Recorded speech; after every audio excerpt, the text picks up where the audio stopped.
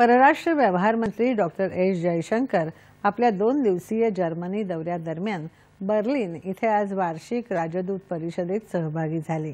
तिसऱ्या कार्यकाळात उत्पादन क्षेत्रावर लक्ष केंद्रित करण्याचा मोदी सरकारचा संकल्प असल्याचं त्यांनी यावेळी बोलताना सांगितलं। त्यासाठी कौशल्य विकास तसंच दळणवळणाच्या सुविधा यावर भर दिला जात आहे।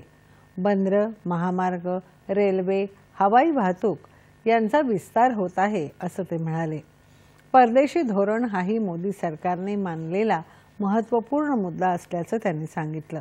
जर्मनीसारख्या देशाबरोबरची भागीदारी ही बाजारपेठ विस्ताराबरोबरच विश्वासू साखळी यंत्रणा अधोरेखित करते असं जयशंकर म्हणाले।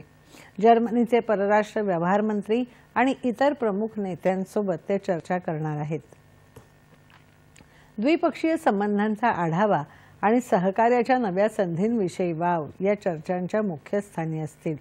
जयशंकर यांनी आज बर्लिनमध्ये जर्मनीच्या परराष्ट्र मंत्री ॲनालेना बारबॉक यांच्याशी चर्चा केली।